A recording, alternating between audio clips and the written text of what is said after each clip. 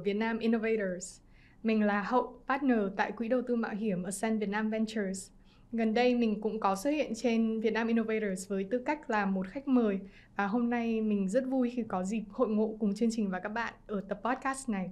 Đây là một tập podcast đặc biệt để kết lại mùa thứ 2 của Vietnam Innovators. Và bọn mình cũng có chuẩn bị một sự bất ngờ nho nhỏ dành cho các bạn. Đó là một màn hoán đổi vai một chút. Hôm nay mình sẽ đóng vai trò của host. Và Ruby Nguyễn, gương mặt host mọi khi rất quen thuộc của chúng ta, thì sẽ ngồi ở vị trí của khách mời. Xin chào Ruby, cảm ơn bạn đã mời mình quay trở lại với Vietnam Innovators. Cho mình hỏi một chút là hiện nay khi mà được xả vai host và ngồi vào ghế nóng của khách mời thì Ruby đang cảm thấy như thế nào? Trước tiên thì cảm ơn Hậu đã nhận lời đóng vai host. Từ đầu tới giờ mình đã thấy Hậu làm tốt hơn so với mình bình thường rất nhiều rồi. Khi mà mình đóng vai trò host thì mình nghĩ là vai trò đó dễ hơn rất nhiều, bởi vì thường mình đã có chuẩn bị sẵn những nội dung mình mong muốn hỏi với khách mời của mình. Và những câu hỏi của mình thường rất là ngắn và đơn giản. Còn phần trả lời của khách mời sẽ là phần mà có lẽ là khó hơn. Hôm nay thì mình phải ngồi vai trò ngược lại và mình cũng đang cảm thấy hồi hộp đây. Mình có rất nhiều câu hỏi muốn hỏi Ruby về chương trình Vietnam Innovators và kể cả bản thân của Ruby nữa. Bởi vì mình biết là Ruby đã host 2 mùa của Vietnam Innovators và tổng cộng là 40 tập podcast. Tuy nhiên có lẽ khán giả của chương trình cũng chưa biết nhiều lắm về bạn. Thì không biết Ruby có thể giới thiệu một chút về bản thân mình được không? Cảm ơn Hậu đã đặt câu hỏi này. Thực ra thì 2 mùa của Vietnam Innovators, có lẽ đến tập cuối cùng sẽ là hơn 40 tập. Các bạn có biết tới mình với vai trò là host của Vietnam Innovators. Khi mà mình bắt đầu series này thì lúc đấy mình đang là làm việc ở Vietcetera và đang đóng vai trò COO, tức là Phó Tổng Giám đốc vận hành. Tuy nhiên thì đến tháng 10 vừa rồi thì mình đã thay đổi vai trò của mình. Mình vẫn là host nhưng mình đã tạm thời chia tay với Vietcetera với vai trò chính thức và bắt đầu một dự án khởi nghiệp mới. Và hiện tại mình đang là co-founder, tức là nhà sáng lập và CEO của một startup công nghệ giáo dục tên là Curious. Cảm ơn Ruby. Mình cũng rất là tò mò về Curious và theo format thông thường của Vietnam Innovators thì các khách mời sẽ pitch để giới thiệu về startup của mình cho khán giả của chương trình được biết đến. Vậy Ruby có thể pitch một chút về Curious được không? Wow, mình pitch luôn à? Đúng là nhà đầu tư mạo hiểm của các câu hỏi đầu tiên là pitch. Ok, Ruby xin cảm ơn câu hỏi và xin phép được giới thiệu với Hậu cũng như với những khán giả của Vietnam Innovators một chút về tình yêu của Ruby. Mình bắt đầu Curious bởi vì mình thấy một vấn đề rất lớn, những nỗi đau rất lớn đối với những người đi làm. Và 3 nỗi đau chính mà mình nhìn thấy. Thứ nhất là những kinh nghiệm và những kỹ năng, những tri thức của chúng ta khi đi làm thì nó thay đổi rất là nhanh và nó lỗi thời cũng rất nhanh. 7 trong 10 kỹ năng quan trọng nhất để chúng ta làm việc hiệu quả thì sẽ thay đổi trong vòng 5 năm theo số liệu của Diễn đàn Kinh tế Thế giới. Nỗi đau thứ hai đó là hầu như số tiền và thời gian chúng ta dành ra cho việc học tập và phát triển sự nghiệp thì bị lãng phí. Theo thống kê của Harvard Business Review thì chỉ có 12% những gì chúng ta học được trong các chương trình học tập và phát triển sự nghiệp chúng ta có thể ứng dụng được vào công việc. Và cái nỗi đau thứ ba, nỗi đau lớn nhất mà Ruby phát hiện ra được khi mà Ruby phỏng vấn rất nhiều những người đi làm bình thường giống như chúng ta, đó là mọi người cảm thấy rất là cô đơn hoặc là đơn độc trên hành trình học tập và phát triển sự nghiệp của họ. Và cái sự cô độc và cô đơn ấy thực ra chính bản thân Ruby cũng đã cảm thấy rất là nhiều năm. Từ những năm mình bắt đầu đi làm tới bây giờ, gần như là mình phải tự bơi, mình phải tự học rất là nhiều. Nếu mà mình may mắn thì mình sẽ gặp được những người quan tâm và chia sẻ cho mình, nhưng không hẳn ai cũng may mắn như vậy. Và thực ra cái sự may mắn đó của Ruby chỉ xảy ra trong những năm gần đây thôi. Còn những năm đầu của sự nghiệp của mình thì mình không có sự may mắn đó. Và đó là 3 nỗi đau rất là lớn Ruby thấy trong rất nhiều năm và nó chưa có giải pháp tốt. Và mình muốn bắt đầu một cái sự nghiệp mới để giải quyết vấn đề này. Tụi mình sáng lập ra Curious để giải quyết những vấn đề mà mình vừa nói tới.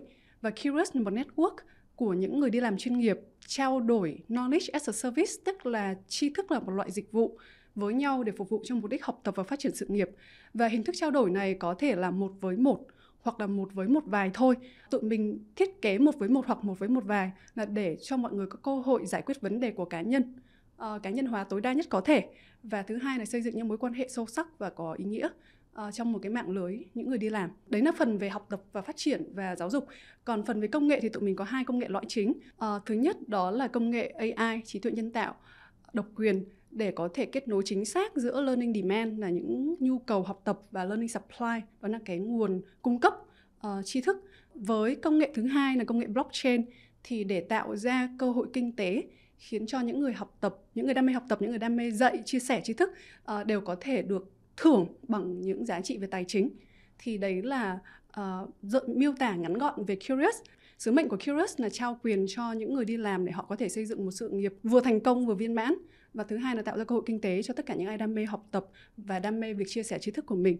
Lần đầu tiên trong lịch sử của công nghệ chúng ta có thể làm được điều đó. Trước đây thì bạn chỉ có thể, nếu bạn là người học thì bạn chỉ có thể trả tiền để đi học. Bây giờ với công nghệ mà tụi mình xây dựng thì chúng ta có thể được trả tiền để học. Thì đây là một cái sứ mệnh và một cái tham vọng rất là lớn. Và để mà có thể hiện thực hóa được sứ mệnh và tham vọng đó thì tụi mình đã quy tụ được một đội ngũ nhân tài trong hai lĩnh vực. Thứ nhất là lĩnh vực về công nghệ và thứ hai là lĩnh vực về khoa học giáo dục. Đội ngũ nhân tài trong lĩnh vực công nghệ của tụi mình thì gồm có các kỹ sư và kiến trúc sư, phát triển sản phẩm, khoa học máy tính và khoa học dữ liệu, trí tuệ nhân tạo đến từ những công ty công nghệ hàng đầu thế giới. Và đội ngũ về khoa học giáo dục của tụi mình thì là những chuyên gia, những thạc sĩ, thậm chí đang học tiến sĩ ở một số những trường đại học hàng đầu thế giới như là New York University, UPenn, Harvard. Tụi mình quy tụ nhân tài trong hai lĩnh vực này để thực hiện sứ mệnh này. Nói về cơ hội kinh tế thì thị trường học tập và phát triển sự nghiệp trên toàn cầu có giá trị 417 tỷ đô la mỗi năm. Và thị trường tuyển dụng là thị trường có liên quan tới lĩnh vực này là thị trường hơn 500 tỷ đô la. Tổng cộng thì đây là một cơ hội kinh tế 1.000 tỷ đô la. Và Curious sẽ đi vào thị trường này với mô hình kinh doanh marketplace là mô hình đầu tiên. Và sau đó thì tụi mình sẽ tiếp tục phát triển những mô hình có liên quan khác như là SaaS. Mình bắt đầu Curious từ ngày 1 tháng 11 năm 2021 đến bây giờ được khoảng 2 tháng. Thì trong 2 tháng vừa qua, tụi mình có những traction nho nhỏ. Traction đầu tiên là như Hậu có nghe thấy ban nãy là về đội ngũ. Traction số 2 đó là tụi mình đã xây được một minimum viable community, tức là một cộng đồng vừa đủ để tụi mình có thể kiểm tra những giả thiết về giá trị để giảm thiểu rủi ro về thị trường và đưa những giả thiết đã được kiểm chứng vào việc phát triển sản phẩm cũng như phát triển mô hình kinh doanh. Trong thời gian tới thì mình có kế hoạch sẽ gọi vòng vốn đầu tiên, vòng seed funding để tụi mình phát triển sản phẩm, đi vào thị trường, tìm product market fit. Tới đây thì mình xin dừng lại câu chuyện về Curious.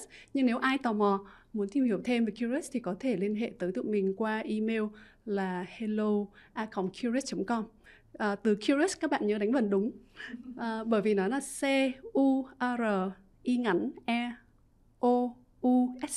Cảm ơn Ruby về phần pitching vừa rồi. Mình rất là curious về Curious. Và trong một ít phút nữa thì mình cũng muốn hỏi thêm Ruby về hành trình khởi nghiệp của bạn nữa. Tuy nhiên quay trở lại với Vietnam Innovators một chút thì mình rất tò mò không biết là trải nghiệm làm host của Ruby với Vietnam Innovators trong 2 mùa vừa qua là như thế nào? Chắc là mình phải nói đến lý do tại sao mình làm host trước. Mình có một vài tình yêu, và tình yêu đầu tiên đó là tình yêu sự học tập. Mình tự nghĩ tới bản thân mình là một lifelong learner, tức là một người học tập trọn đời. Và tình yêu thứ hai là chủ đề kinh doanh. Thì Vietnam Innovators là một cơ hội để mình có thể hội tụ được cả hai tình yêu đó. Những người khách mời của Ruby lên chương trình, trong đấy có cả Hậu nữa, là những người lãnh đạo rất là tài giỏi và có thể gọi là hàng đầu tại quốc gia của mình tại Việt Nam. Có cơ hội để nói chuyện với họ, đặt cho họ những câu hỏi khó, nghe những câu trả lời của họ là một cơ hội học hỏi. Mà Ruby hay nói đùa là nó giống như một chương trình mini MBA bởi vì mình được nói chuyện với những nhà lãnh đạo thực sự, họ đang tạo ra những sự khác biệt thực sự. Phần thứ hai là về kinh doanh thì câu chuyện kinh doanh của tất cả các cái doanh nghiệp mà khách mời của Ruby có nói tới trong chương trình đều những câu chuyện rất là thú vị và nó là những case study. Đó lý do tại sao Ruby gọi nó là MBA, bởi vì nó là những case study thành công hoặc là thất bại thực sự của người thực, của những doanh nghiệp thực. Thì đó là lý do tại sao mình host Vietnam Innovator. Còn trải nghiệm của mình thì đến bây giờ mình vẫn không nghĩ mình là một người host chuyên nghiệp, bởi vì mình rất là không chuyên nghiệp. Đôi khi mình đọc một số comment của một số khán giả nói là chị Ruby sao chị nói nhiều thế, mà mình đã cố gắng giảm bớt rất nhiều rồi. Đôi khi mình nói tiếng Việt không được thành thạo, hoạt ngôn như những MC, những host các chương trình chuyên nghiệp khác. Tuy nhiên đối với mình thì cái gì cũng có sự bắt đầu, và thử thách nào thì mình cũng có thể học dần dần và mình làm tốt hơn. Thì sau 2 mùa có lẽ bây giờ mình bớt dở hơn khá là nhiều so với mùa đầu, so với tập đầu tiên, nhưng mình vẫn còn khá là dở. Thì đấy là trải nghiệm của mình. Nói tóm lại là mình thực sự rất là yêu thích trải nghiệm làm host của Vietnam Innovator. Đây là một trải nghiệm mà có lẽ mình sẽ nhớ mãi đến hết cuộc đời của mình, dù mình có tiếp tục làm host của chương trình nữa hay không. Và thứ hai thì đó cũng là một cơ hội để mình học một kỹ năng mới, một kỹ năng mà trước đó mình không bao giờ mình nghĩ mình có thể làm được, đó là ngồi trước ống kính truyền hình hoặc là ống kính một chương trình để mà có thể đóng vai trò một người host của một chương trình thú vị và khó như Vietnam Innovators? Mình mới làm host được một vài phút thôi nhưng mình đã thấy rất là khó rồi. Cảm ơn Ruby trong thời gian vừa qua đã dẫn dắt một chương trình như Vietnam Innovators. Nói về Vietnam Innovators mùa 2 một chút thì nếu như phải chọn 3 từ để diễn tả mùa này thì Ruby sẽ chọn 3 từ nào và tại sao? Từ đầu tiên là tốc độ. Mùa 2 này mình phải nói là tốc độ của đội ngũ làm việc của chương trình tăng lên gần gấp đôi. Mùa 1 tụi mình làm 20 tập trong vòng 8 tháng. Mùa 2 tụi mình làm 25 tập trong vòng 5 tháng. Phần thứ hai đó là về sự vượt phá. Mình có nhìn vào dữ liệu của mùa 2 nhưng mình chưa có đầy đủ dữ liệu của cả mùa. Nhưng mùa 2 lượng người nghe tăng lên, nếu mình không nhầm là ít nhất khoảng 3 lần. Và thời lượng nghe nếu mùa 1 khoảng gần 40 phút thì mùa 2 gần 50 phút nếu mình không nhầm. Cái này là dữ liệu cần phải kiểm chứng lại. Và điều cuối cùng đối với việc vượt phá đó là tụi mình thấy mùa 2 ở trên top 10 của Business Show trên Apple Podcast hàng tuần. Mùa 1 thì nó chỉ được xuất hiện hình như một vài lần thôi. Thì tụi mình rất là tự hào về sự vượt phá đó. Không chỉ bản thân mình là host mà cả đối với đội ngũ làm chương trình và những khách mời rất là xuất sắc của chương trình đã tạo nên cái sự thành công vượt phá đấy. Còn từ cuối cùng đối với mình đó là mình không bao giờ thấy chán. Bởi vì câu chuyện về đổi mới là câu chuyện mà mình có thể nghe lúc nào cũng được, ai kể cũng thấy hay. Lúc mà mình mới bắt đầu làm Vietnam Innovators, mình nhớ mấy tập đầu tiên mình có đi hỏi chị Thùy Minh, lúc đó là Head of Content ở Vietcetera, nói là chị ơi, người ta nghe dài cái này hết 3 tập mà người ta chán thôi chị ạ. Nhưng mình không ngờ là đến bây giờ là khoảng gần 40 tập rồi, mọi người vẫn nghe đều đặn hàng tuần và thời lượng nghe rất dài. Ví dụ như ban nãy mình có nói là thời lượng nghe hơn 40 phút một tập. Đấy là thời lượng không dễ dàng để có. Nếu mà bạn coi quảng cáo trên TV ấy, chỉ có 30 giây để người ta có sự tập trung thôi. Sự tập trung trong nền kinh tế số nó là một loại tài nguyên cực kỳ là quý. Và có được cái sự tập trung như vậy thì mình nói tóm lại với ý số 3 đó là không bao giờ thấy chán. Khi mà Ruby và đội ngũ lên kế hoạch cho Vietnam Innovators mùa thứ 2 thì cái tiêu chí thành công mà các bạn đặt ra là gì? Và bây giờ nhìn lại thì bạn thấy là mình đã đạt được cái tiêu chí đó hay chưa? Tiêu chí của tụi mình thì có nhiều tiêu chí lắm. Có 2 nhóm tiêu chí. Một tiêu chí là về khán giả.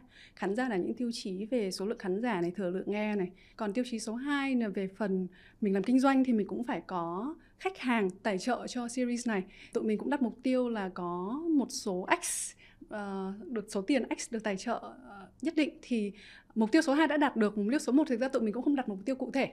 Tụi mình chỉ muốn là làm thật là tốt và đẩy những con số đấy lên một mức thành công cao hơn. Thì bởi vì tụi mình không đặt mục tiêu cụ thể nên chắc là mình đã thành công rồi. Ngoài ra thì mình cũng có một số ý định trong mùa 2 làm nội dung có nhiều sự đa dạng hơn, khách mời đa dạng hơn, chủ đề đa dạng hơn. Thì mình nghĩ là tụi mình cũng đã đạt được cái sự đa dạng hơn đó, nhưng mà mình vẫn chưa cảm thấy hoàn toàn hài lòng về sự đa dạng của mùa 2. Câu hỏi tiếp theo mà mình muốn hỏi Ruby là về nội dung của Vietnam Innovators. Từ mùa 1 đến mùa 2 thì nội dung của Vietnam Innovators đã thay đổi như thế nào? Và có những thử nghiệm mới gì mà Ruby cùng các bạn ở trong team Vietnam Innovators đã thực hiện để đổi mới cho chương trình? Có 2 đổi mới chính mà tụi mình làm. Thứ nhất là về format chương trình của mùa 2 thì tụi mình có thêm một phần nội dung gọi là lightning questions, tức là những câu hỏi nhanh và vui. Tập của Hậu không có, nhưng mà tất cả những tập khác đều có. Thì tại sao tụi mình làm nội dung lightning questions là những câu hỏi ngắn và vui đấy? Bởi vì thực ra những nhân vật ở trên Vietnam Innovators đều là những nhà lãnh đạo, họ có những thành công, có những tên tuổi nhất định. Mình nhìn vào họ mình nghĩ wow, những người chắc là phải rất là khác với mình. Nhưng mà thực ra họ là những người cũng bình thường giống như bao nhiêu người khác. Và tụi mình muốn mang cái phần mà bình thường đấy cho tới khán giả để mọi người có một cái cảm giác kết nối với nhau tốt hơn. Thì cái phần này tụi mình cũng có nhận được một số feedback của khán giả. Phần lớn rất là thích phần đó. Một vài bạn không thích thì thôi mình xin phép đi với phần lớn của khán giả. Đó là thay đổi đầu tiên. Và bởi vì thay đổi đó nên là nó dẫn tới là thời lượng của chương trình của mùa 2 cũng tăng lên. Nhưng mình cũng thấy thú vị là thời lượng tăng lên thì cái thời lượng nghe của mọi người cũng tăng lên. Chứng tỏ là điều đó được đón nhận. Và thay đổi số 2 của mùa 2 thì mình cũng có nhắc tới một chút xíu ban nãy. Đó là tụi mình muốn làm nội dung mang tính chất đa dạng hơn. Thì mùa 2 tụi mình có khách mời đa dạng hơn. Một điều mình cũng khá là tự hào đó là mùa 1 khi mình nhìn lại mình thấy là cái sự mất cân bằng giữa giới tính khá là lớn. Chỉ khoảng 1/3 khách mời là nữ thôi. Thì mùa 2 tụi mình đạt được gần một nửa khách mời là nữ rồi. Đó là một phần đa dạng thứ hai đó là những khách mời đến từ nhiều tổ chức khác nhau, họ có những góc nhìn rất khác nhau, họ làm những công việc khác nhau. Ví dụ có người sẽ làm CEO, nhưng có người sẽ làm Head of Marketing, nhưng có người sẽ làm Head of HR. Thì những người như vậy họ sẽ mang tới những góc nhìn rất là khác nhau. Thì tụi mình cũng đã làm tốt hơn trong mùa 2. Nhưng mình vẫn nghĩ là vẫn chưa đủ. Mình có một cái ý định mà mình chưa thực hiện được. Đó là mình muốn làm những tập mà trong tập đấy tụi mình sẽ đưa ra một vấn đề và để cho những người có nhiều góc nhìn khác nhau debate, tức là tranh luận với nhau. Thì mình chưa làm được việc đó. Mình hy vọng là mùa 3 có thể tiếp tục có những tập mà có những sự tranh luận. Bởi vì mình nghĩ là sự thực ở trong kinh doanh á, nó không có trắng và đen. Câu chuyện đổi mới cũng thế, không có trắng và đen. Nó sẽ có những mô thức lặp đi lặp lại, nhưng mà cái cách tiếp cận và thực hiện nó thì rất là khác nhau. Và mình muốn mang tới những câu chuyện mà mọi người nhìn thấy cũng một vấn đề, nhưng mà sẽ có rất nhiều cách tiếp cận khác nhau. Thì đấy là câu chuyện mà mình muốn kể và mình chưa có cơ hội để kể được với cái format như vậy. Ruby còn nói tới feedback của khán giả chương trình thì mình cũng có để ý và mình thấy là Ruby rất chăm reply những cái comment của khán giả. Thỉnh thoảng mình thấy thỉnh thoảng Ruby rất là chăm reply đến những comment của khán giả ở trên YouTube của Vietnam Innovators chẳng hạn. Thì không biết là dưới góc nhìn của bạn thì sự đón nhận của khán giả đối với Vietnam Innovators mùa thứ 2 là như thế nào? Và có những comment, những cái lời khen chê hay những chia sẻ gì từ khán giả mà Ruby thấy nhớ nhất? Cảm ơn Hậu đã theo dõi Ruby ở trên YouTube. Tại sao Ruby vẫn comment ở trên YouTube với khán giả của mình? Bởi vì mình nghĩ là khán giả của mình không quá lớn và đều là những người họ có sự quan tâm rất là sâu sắc. Nếu mình có thời gian thì mình sẽ dành để lắng nghe ý kiến của họ và coi xem họ phản hồi như thế nào. Đối với mình nó là một phần rất là quan trọng. Trong kinh doanh cũng thế thôi, mình phải dành thời gian để lắng nghe phản hồi khách hàng của mình. Thì mình làm một show, mình cũng sẽ phải làm như vậy. Thực ra trước khi nói đến comment, Ruby muốn chia sẻ đó là đối với Ruby, cái phản hồi lớn nhất đó chính là cái thời gian họ dành để nghe. Tức là khán giả có nghe nội dung của mình hay không, có coi nội dung của mình hay không, thì đấy chính là cái con số mà không bao giờ nói dối. Và có những khán giả sẽ để lại comment, những có khán giả sẽ nghe nguyên cả một mùa không bao giờ nói gì cả. Thì nhìn vào những con số đấy, Ruby sẽ nhìn được là ok, mùa 2 thời lượng nghe tăng lên. Thì đó là một cái sự công nhận nhất định từ khán giả mà được kể bằng con số. Bên cạnh đó, khi nói tới những comment như Hậu nói tới YouTube hay trên Facebook, thì Ruby cũng có đọc khá là nhiều comment và số lượng comment của mùa 2 cũng tăng lên, thì đọc nhiều hơn, không trả lời được hết. Nhưng mà có những comment nhiều hơn và ủng hộ hơn. Cũng có những comment nói tới việc là có những điểm yếu mình làm chưa tốt thì mình cần phải ghi nhận và mình làm tốt hơn. Thì cảm ơn tất cả khán giả của Vietnam Innovators đã dành thời gian để lại những phản hồi như vậy cho tụi mình và cho đội ngũ làm chương trình. Ngoài ra thì có một số người sẽ gửi tin nhắn riêng cho Ruby ở trên YouTube hay trên LinkedIn, thì đấy cũng là những điều mà khiến cho mình cảm thấy có động lực và có cảm hứng để tiếp tục làm công việc này. Chia sẻ rất là hay. Thực ra bản thân mình khi lên Vietnam Innovators cũng nhận được rất nhiều phản hồi từ bạn bè và mọi người xung quanh. Và cũng là một cái mà mình có rất nhiều lời động viên mà mình đã nhận được. Mình cảm thấy cũng rất là vui. Và đấy là một cái mà mình rất là muốn cảm ơn Vietnam Innovators. Ruby cũng có nói tới khách mời của Vietnam Innovators mùa thứ 2 là những lãnh đạo làm kinh doanh ở trong nhiều ngành nghề, lĩnh vực và ở những tổ chức khác nhau. Vậy thì cho mình hỏi một chút là với những khách mời của mùa 2, Ruby thấy có điểm chung gì ở những người đổi mới, những innovators này? Thì title của chương trình là Vietnam Innovators, tức là những nhà đổi mới. Thì mình sẽ nhìn thấy một cái điểm chung rất là dễ nhìn thấy, đó là họ là những người có tư duy đổi mới, làm việc trong những tổ chức có văn hóa đổi mới. Và thường họ là những người làm lãnh đạo trong những tổ chức đấy ở một vị trí lãnh đạo nào đó. Thì đấy là những điểm chung ở trên bề nổi. Nhìn sâu hơn thì Ruby thấy điểm chung của họ là những người mà có thể nhìn thấy tương lai và đang làm việc để biến tương lai đó trở thành hiện thực. Thì đấy là cái điểm chung nhất của những khách mời đó. Họ đến từ rất nhiều ngành nghề khác nhau, từ tài chính cho tới công nghệ cho tới đầu tư, và họ làm rất nhiều những vị trí khác nhau. Họ sắn tay áo lên để họ làm những công việc về đổi mới đấy. Thì đấy là những thứ mà mình rất là ngưỡng mộ từ những nhà đổi mới này. Còn ngoài ra thì thực ra mình cũng có thể chia sẻ một vài điểm khác nhau của họ. Những khách mời mà họ đến từ những tập đoàn đã có tên tuổi, đã có những di sản nhất định rồi, thì cái cách họ tiếp cận innovation sẽ khác. Ví dụ như khi mà mình nói chuyện với các lãnh đạo đến từ các tập đoàn công nghệ như FPT hay là Military Bank, MB, thì cách mà họ tiếp cận đổi mới đó là họ nhìn bức tranh rất là xa, cả 5 năm, 10 năm tới một cái thị trường rất là xa, và họ sẽ đầu tư rất lớn để mà họ có thể nắm bắt được cái cơ hội trong vòng thời gian dài như vậy. Đương nhiên thì mình không nói là các startup không nhìn xa, các startup nhìn cũng rất xa, có một cái ước mơ xa, nhưng mà cái cách mà startup tiếp cận thì nó lại rất là kiểu mơ lớn làm nhỏ. Mình làm nhỏ, bắt đầu những thứ rất nhỏ và làm sai rất nhiều để học. Còn những tập đoàn lớn thì họ sẽ làm lớn ngay từ đầu. Ví dụ như là mình nhớ câu chuyện của MB, đó là một năm đầu tiên họ đã tuyển cả mấy trăm, có khi bên FPT là cả ngàn kỹ sư công nghệ vào làm một cái dự án đó rồi. Thì startup sẽ không bao giờ có một cái sự xa xỉ như thế. Nhưng mà cuối cùng thì vẫn phải là câu chuyện nhìn về tương lai, thấy xem tương lai trong đó có những thứ gì mà nó không xảy ra được, và mình nắm bắt những cơ hội kinh tế đấy để mình quay trở về hiện tại, mình build từng bước một để dẫn tới tương lai đó.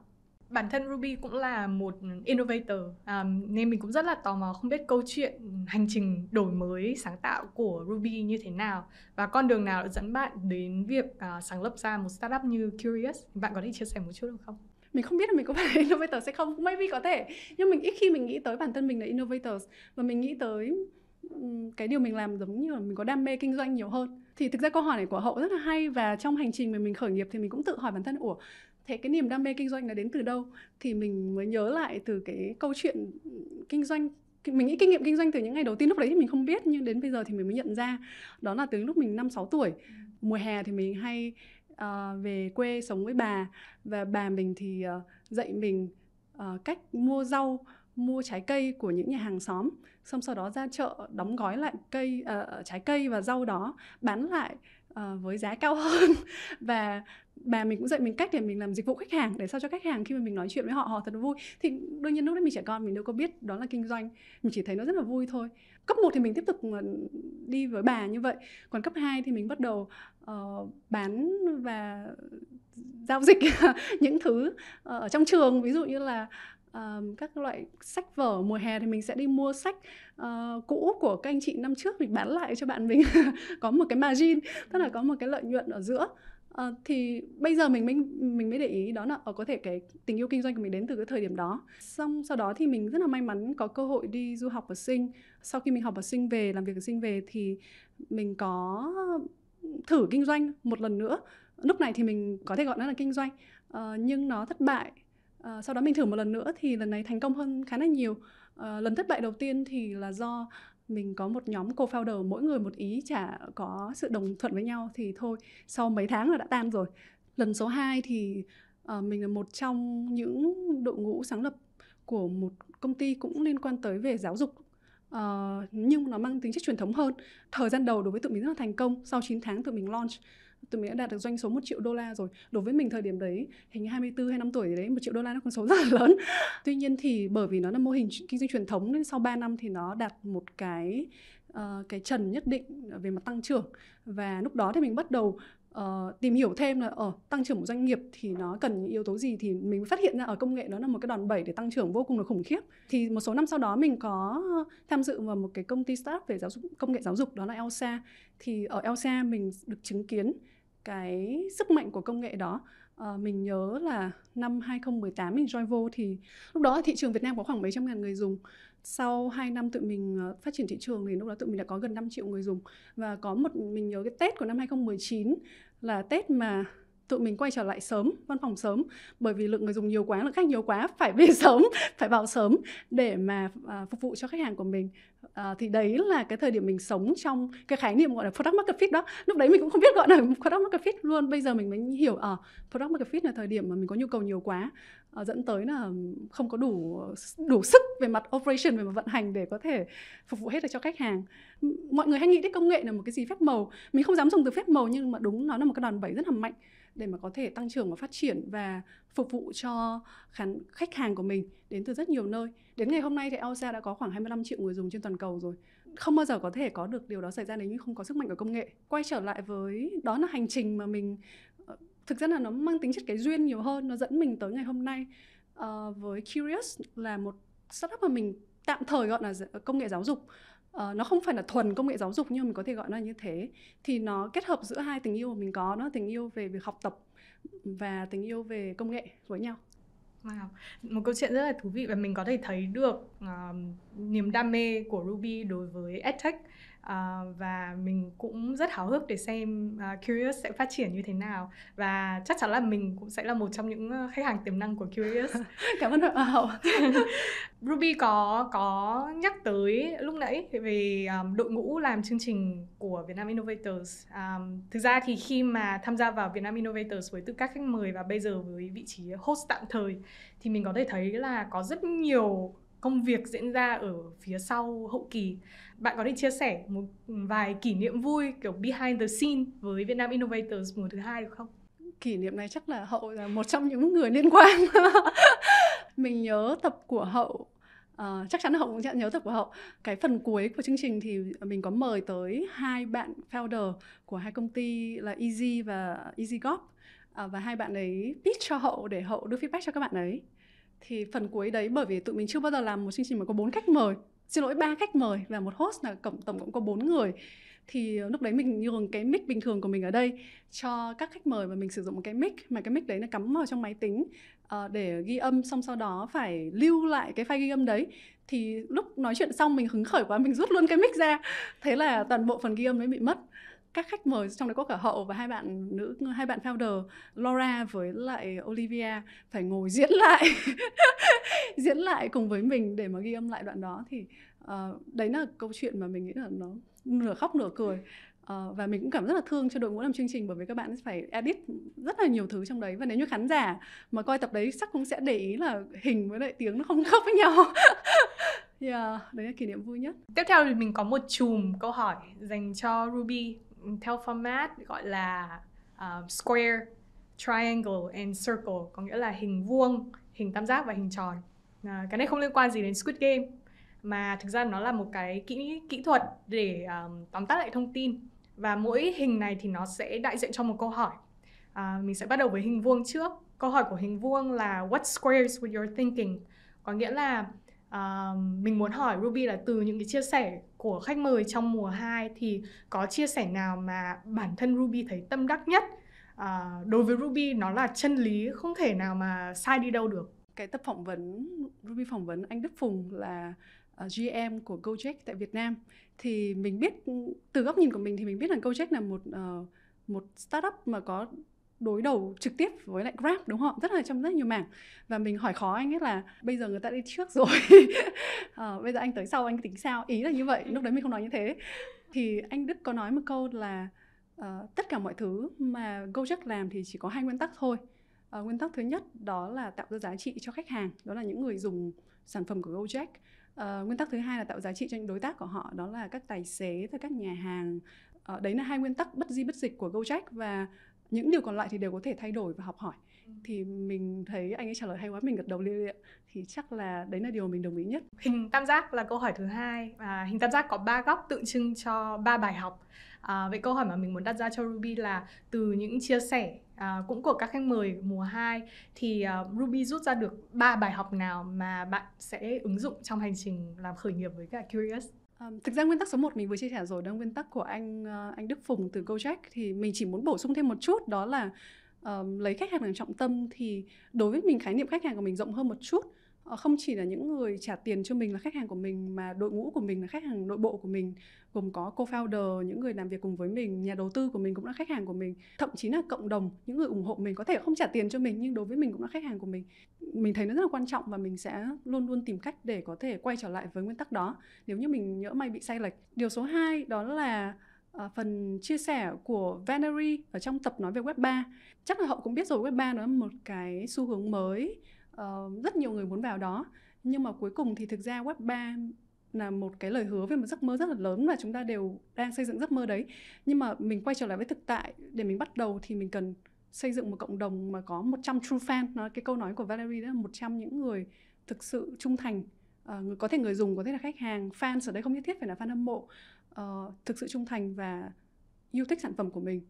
Thì đấy là điều số 2 mà cũng là điều mà Ruby đang làm đối với Curious, đó là xây dựng minimum viable community.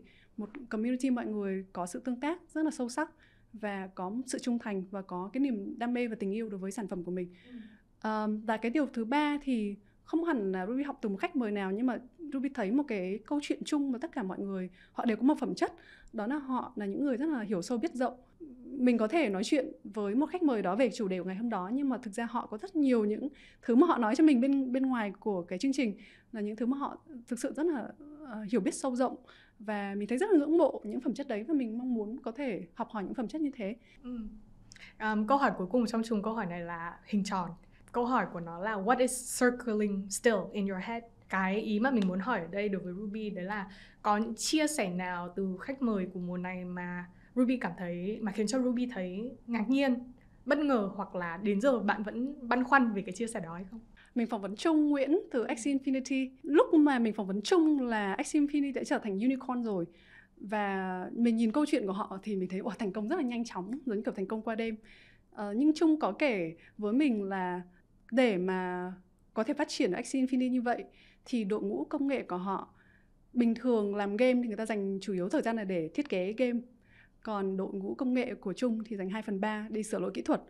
Thì cái câu chuyện đấy của Trung nó circle trong đầu của mình, bởi vì bây giờ mình cũng đang bắt đầu một cái hành trình xây dựng một doanh nghiệp trên nền tảng blockchain, và nó circle với mình bởi vì mình nghĩ là thế mình có sẵn sàng về mặt công nghệ để mà mình có thể giải quyết những vấn đề như vậy không? Và đây là cái câu chuyện mà mình bring up, tức là mình nói chuyện với bạn co-founder Ricardo, co-founder của mình rất nhiều. Mình bảo bây giờ đấy là cái rủi ro về công nghệ thì làm thế nào giải quyết vấn đề này.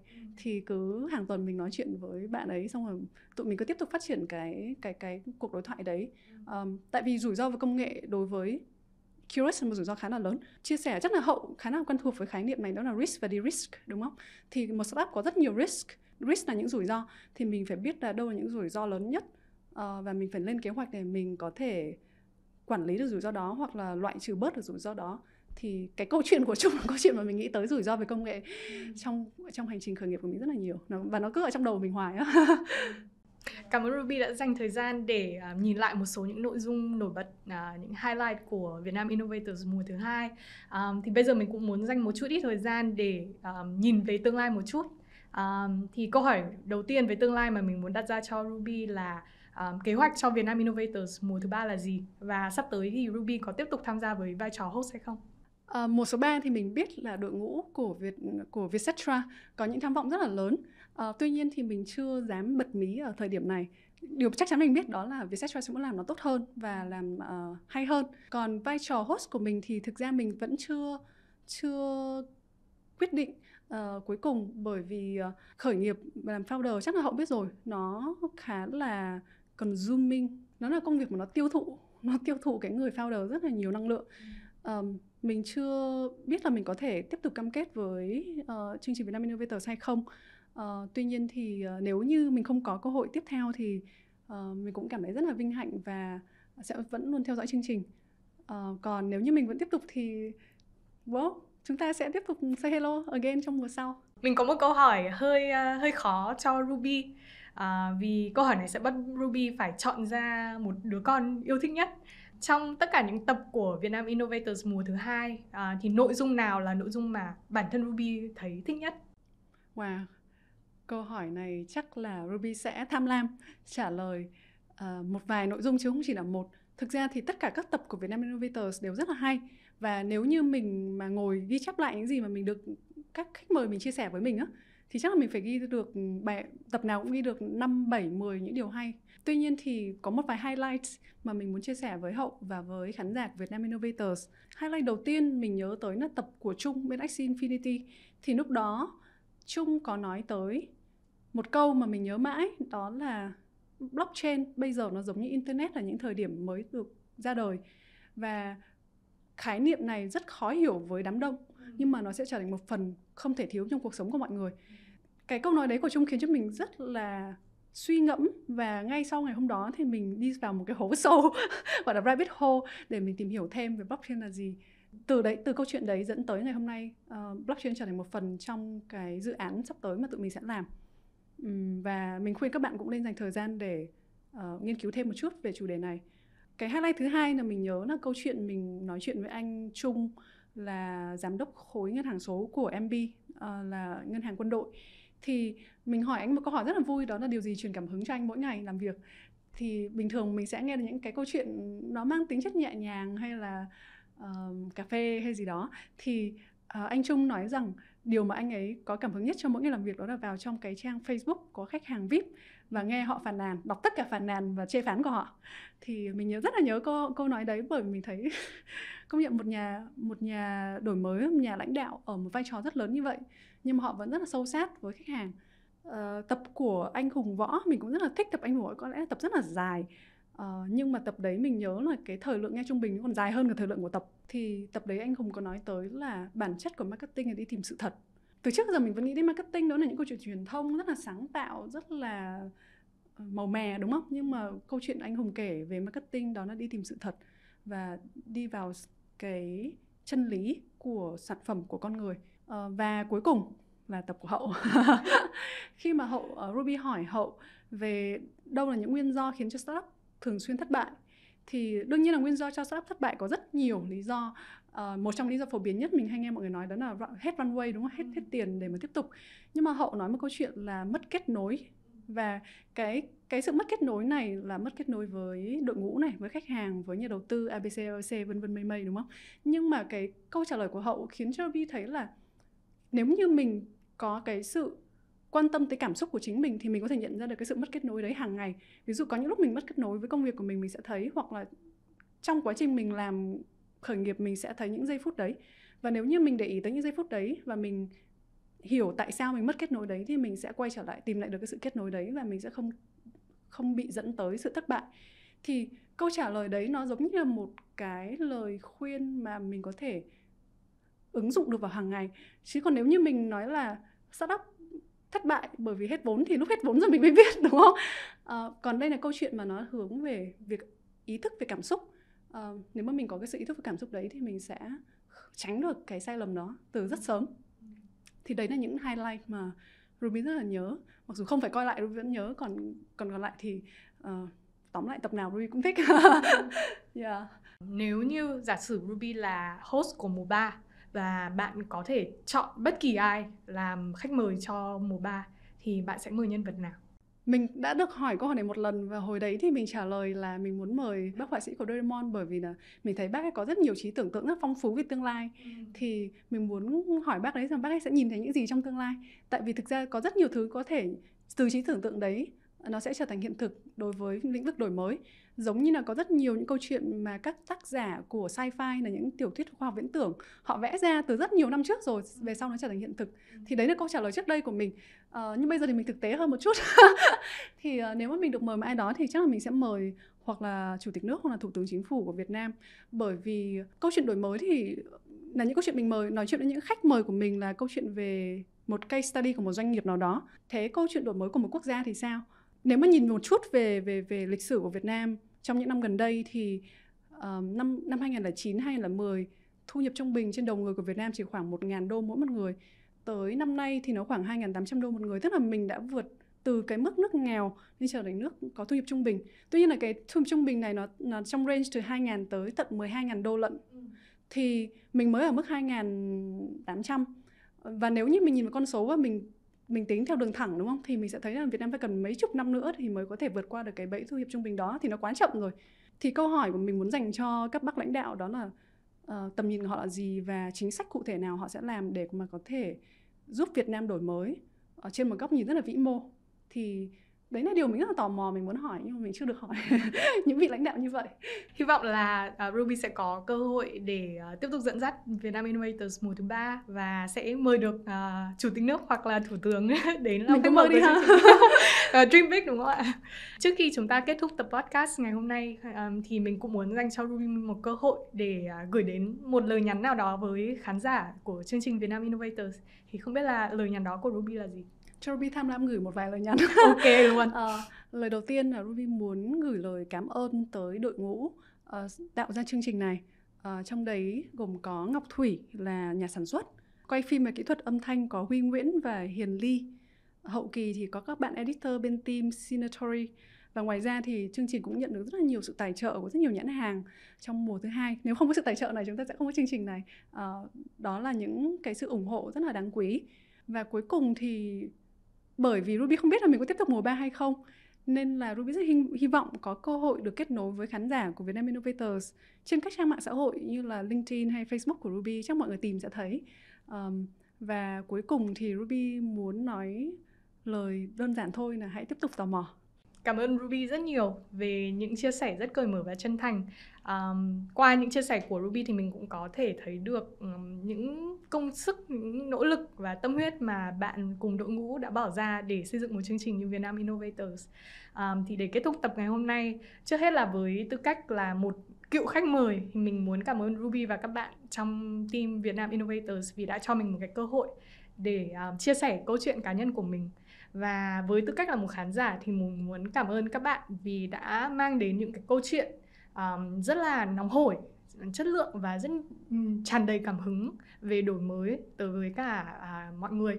Thì chúc Ruby sắp tới sẽ thành công rực rỡ với Startup Curious, và mình cũng xin chúc chương trình Vietnam Innovators sẽ ngày càng được khán giả đón nhận nhiều hơn nữa. Cảm ơn các bạn. Các bạn có thể nghe bản đầy đủ của podcast này tại playlist Vietnam Innovators phiên bản tiếng Việt trên kênh Spotify và Apple Podcast. Đừng quên nhấn subscribe các kênh của Vietcetera để nghe thêm về câu chuyện của những nhà đổi mới. Hello các fan cứng của Vietcetera. Tin vui cho chúng ta là ứng dụng Vietcetera hiện đã có đầy đủ cả hai phiên bản, iOS trên App Store và Android trên Play Store. Hãy tải ngay về điện thoại để dễ dàng đón đọc những nội dung mới, đón nghe những podcast mới mỗi ngày nhé!